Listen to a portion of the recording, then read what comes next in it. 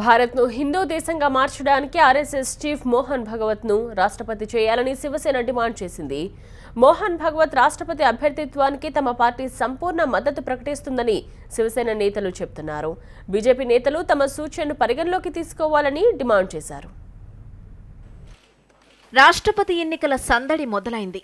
రేసులో BJP అగ్రనేతలు Advani, Sushma Swaraj, Lok Sabha speaker Sumitra మహాజన్ల పేర్లు ప్రముఖంగా వినిపిస్తున్నాయి. ఈ రేసులోకి ఆర్ఎస్ఎస్ చీఫ్ మోహన్ భగవత్ కూడా ప్రవేశించారు. మోహన్ భగవత్ను రాష్ట్రపతి అభ్యర్థిగా ప్రకటించాలని శివసేన ఎంపీ సంజయ్ రావత్ డిమాండ్ చేశారు. దేశంలో రాష్ట్రపతి పదవి అత్యున్నతమైనదని, ఎంతో క్లీన్ ఇమేజ్ ఉన్న మోహన్ భగవత్ ఈ పదవికి సరైన వ్యక్తి అని శివసేన నేతలు అంటున్నారు.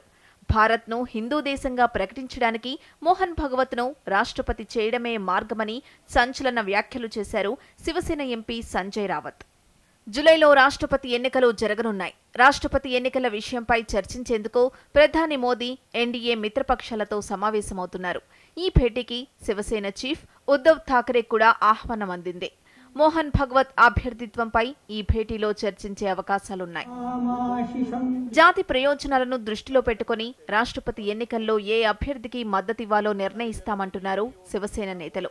తమ మద్దతు కోసం గతంలో రాష్ట్రపతి ఎన్నికల్లో పోటీ చేసిన వాళ్లు కూడా ముంబైకొచ్చిన విషయాన్ని సంజయ్ రావత్ గుర్తు చేశారు. రాష్ట్రపతి ఎన్నికల్లో విజయం కోసం బీజేపీకి మిత్రపక్షాల మద్దతు కూడా అవసరం.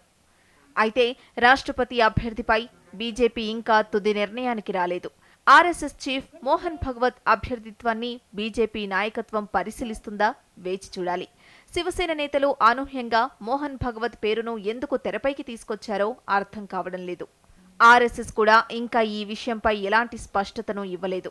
అద్వానీ, సుష్మా స్వరాజ్, సుమిత్రా మహాజన్ ముగ్గురిలో ఎవరిని రాష్ట్రపతి అభ్యర్థిగా ప్రకటించినా మద్దతిస్తామని పశ్చిమ బెంగాల్ ముఖ్యమంత్రి మమతా బెనర్జీ ప్రకటించారు.